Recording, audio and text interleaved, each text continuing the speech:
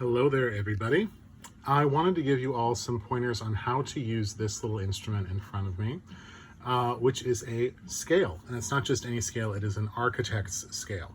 And mine happens to be, kind of old and plastic and beat up because it's been around the block a few times. But it's a three-sided ruler. That's what a scale is. And I had you guys buy an architect's scale, not an engineer scale.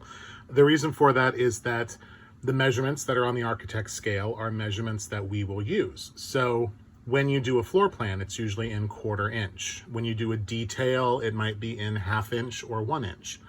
Architect scales also use a lot of metric, and we don't like metric in interior design. We like inches, feet, things like that, fractions. So this is the happy scale that we use in this program and in this profession. So the scale, as I said, is three-sided. Every side has a different series of measurements on it. So this one is right here on the upper left, you see the 16. That's sort of the true 1 inch measurement. And then as you go around, we start to break it down into fractions. So now we have 1/4 inch in the lower left. On this side, we have 3/4.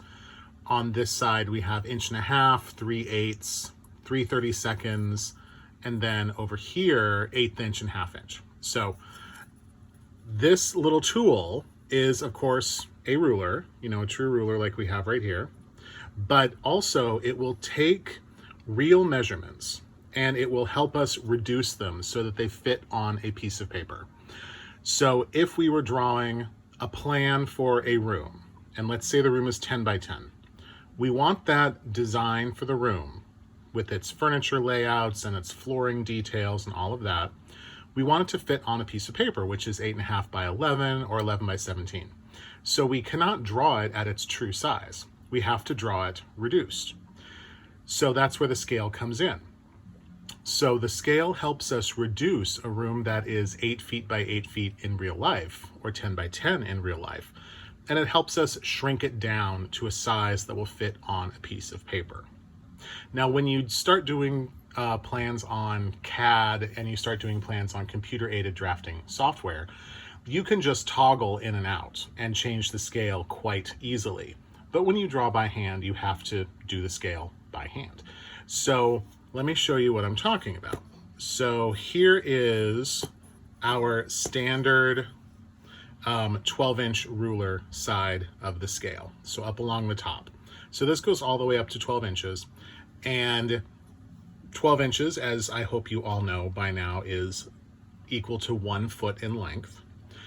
And so if this measurement along the top of the scale is 12 inches, if we were to switch over to the 1/4 inch side, which you can see is right here, we have 1/4 inch in the upper right-hand corner, 12 inches has been reduced to this. So right here, that little area between the 0, the 92, and that 1 mark next to my pinky, that is a foot in 1/4 inch scale.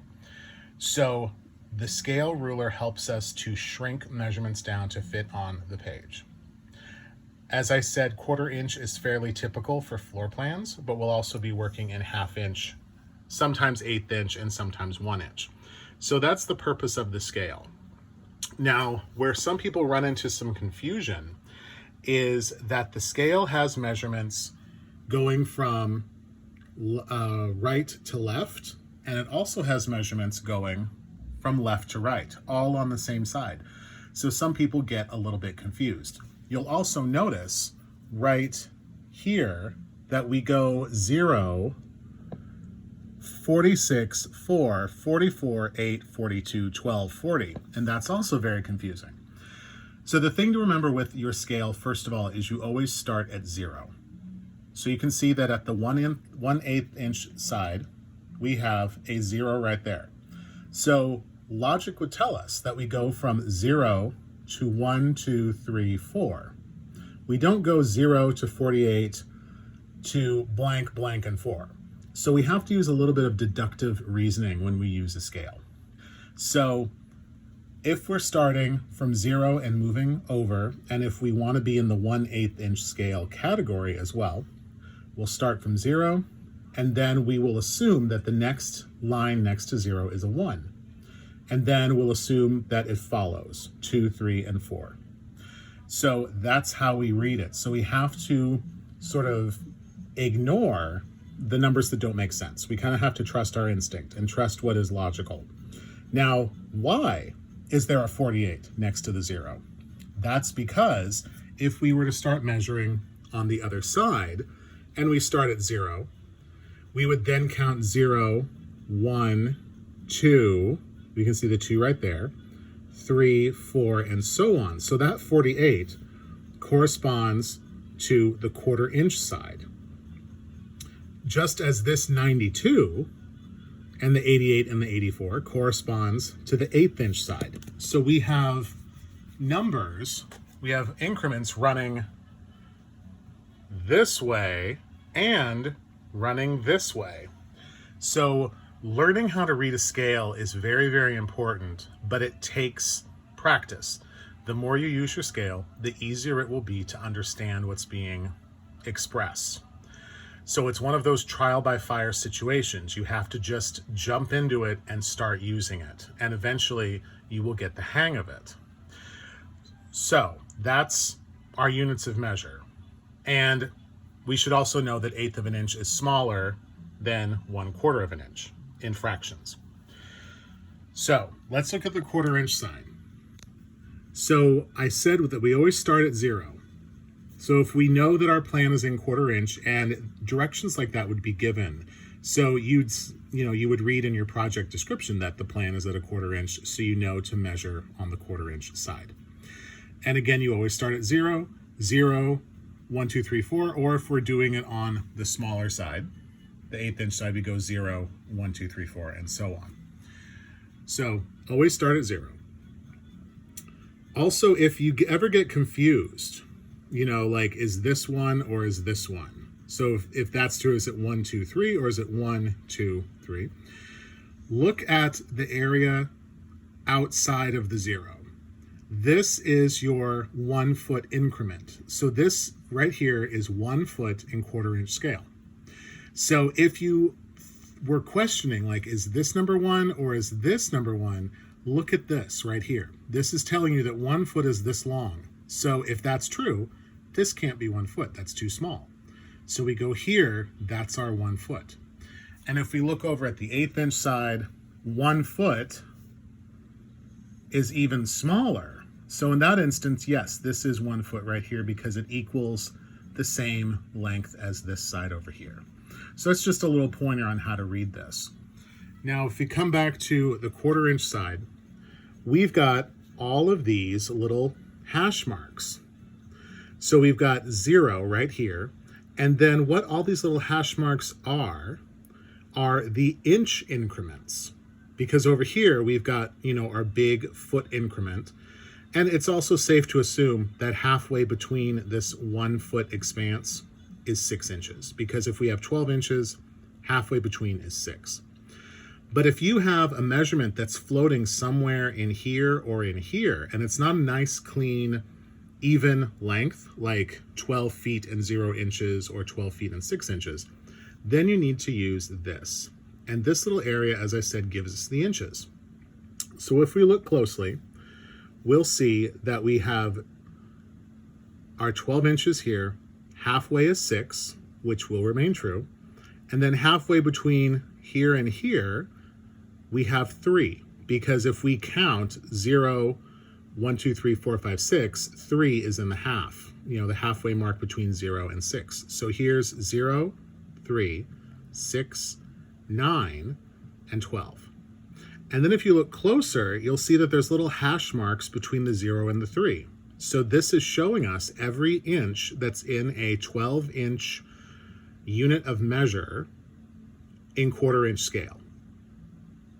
And if we flip over to the 3/4 inch side, should we happen to be doing something in 3/4, you'll see that we have even more space. So it becomes easier to read those inch increments. And in this one, they even show us 1/2 inch. So we have our 6, our 3, our 1, and our 2, and then we have the 1/2 inch increments. So this is what's going to help us be very accurate in our measurements. Now, where it can get a little hairy is when you get to the smaller increments. So on 1/8 of an inch, we're quite small. So we are right here at 1/8 of an inch. So if this is 12 inches, halfway being 6, you'll notice that there's only 2 little tick marks between 6 and 12 or 0 and 6. So when our scale gets very small, we kind of again have to trust our gut. And instead of counting in units of 1, these little tick marks count in units of 2. So we have 0, 2, 4, 6, 8, 10, and then 12. So if we had a line that was 6'4", we would have to count out our 6 feet, which would give us this.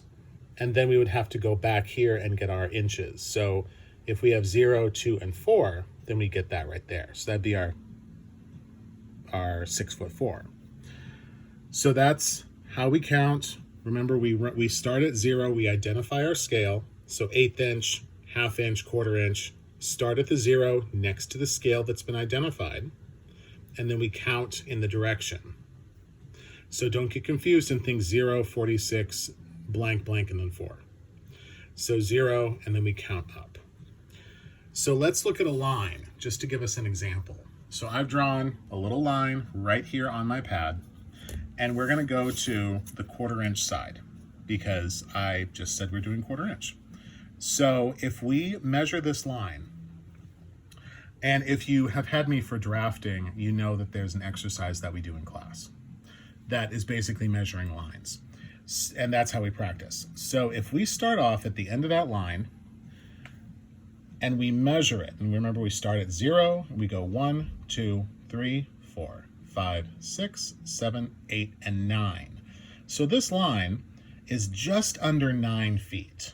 So we could either say that it's 9 feet, or we could really get picky and figure that it's not really 9 feet, it must be 8 feet and something. So what we can do is we know that it's 8 feet for sure, so we can back it up, align it next to the 8, and then let's look at how many inches we might have. So you can see if 8 is right there, and we count over, we actually have about 11 inches. So this line is 8 feet, 11 inches, because we're not quite at the 12. If we go 0, 2, 4, 6, 8, 10, but we're not at 12, so we must be at 11. So this line, really, if we're being specific, is 8 feet, 11. So I'm going to write that measurement down because we also talk about how we write our measurements. So this line is 8 feet and 11 inches. We always want to have these inch and foot markers at the end because we want to communicate that this is a concrete measurement. So what we don't do is write 8 feet 11 because that doesn't help. 8 feet 11 what? Feet also takes up a lot of room when we're writing, so we like to use this little icon. And even if it's an even 8 feet, we always put 8 feet and 0 inches because, again, we want everyone to know what that true measurement is. So here's a line in 1/4 inch. So that's 8 feet, 11 inches. And I'll put a little 1/4 inch right here. Now, let's say that this line was in 1/2 inch. So what we'll do is we'll find the 1/2 inch size, which is right over here on our scale. We'll come down, we'll again line it up with 0, and we have 10, but then we have 2 right next door. So is it 0, 10, 2? No, it's 0, 1, 2. So this 10 is a 1. Then we have 2, 3, and 4. And then we have some leftovers because we're not at a full even measurement.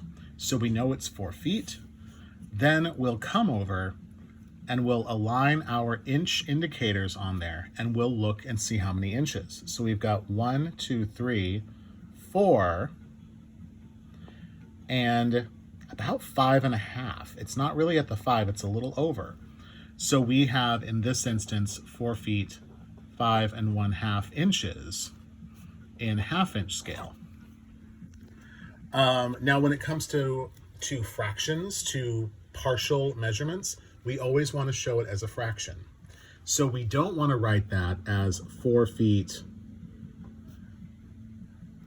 5.5. We don't want to go to decimalization. We always want it to be fractions. So half is always written as half. It's not written as a decimal point. So try to break your habit of doing that. And then let's do a third measurement on that line. Let's go to 1/8 of an inch, because that's another common measurement that we'll work in, or another common scale. So if we put our scale down on the line, starting at 0, my hand's a little shaky, we'll see that we have 1, 2, 3, 4, 5, 6, 7, 8, 9, 10, 11, 12, 13, 14, 15, 16, 17. So we're at 17 feet right here, but we're not quite at the 18. So what we'll do now is we will bring our inches over, and we'll try to figure out how many inches we have here. And as you can see, we're not quite at the end. So this is probably about 10 or 11 inches. And because we're at such a small scale, it's very hard to be completely accurate, because the smaller you get, the harder it is to read the measurements. And you can see that they've only given us increments of 2 instead of 1. But we could say that it is however many feet and 10 inches, or X amount of feet and 11 inches. So we were at 17 feet and let's say 11 inches in 1/8 inch scale. So this line that we're looking at, this is our example of scale. So in 1/4 inch, that's an 8 foot 11 inch line. In 1/2 inch, it's a 4 foot 5.5 inch line. And in 1/8 inch scale, it's a 17 foot 11 inch line. The line has not gotten physically larger on the page. Our unit of measure has fluctuated. So this is what a scale does. It takes a standard item, like a line on a page, and it changes the size. It reduces it or it enlarges it. And it allows us to know the dimensions of what we're looking at. So this is very simply measuring it on a page, but we can easily translate this into measuring it on a house plan or an elevation. So that's a little bit on how to use your scale. As I said, it is trial and error. You will get more used to doing it as you do it more. It is a little bit like, when you break your leg and you have to get it reset. This is a whole new way of thinking about measurement. So work on it. Don't get frustrated. It's very easy to get frustrated, trust me, but you can do it. Just remember, identify the scale you're working in first, start with 0, and then count up from 0. And remember that in the scale, the zeros run from both sides. So we have 0 on the 1/4 inch side right here. That runs this way, and then we have the 0 from the 1/8 inch that runs this way. So be aware of that. I don't want to say don't get lazy, but don't get lazy and just think that it's the same for all sides, because it will change the more you use your scale. So that is how to read a scale. Hopefully this was helpful to you guys. And if you get confused, ask questions or rewatch the video. But I think this is an instrumental building block in working on your projects for the class. So until I see you guys again, that is all I have to say about how to use the scale.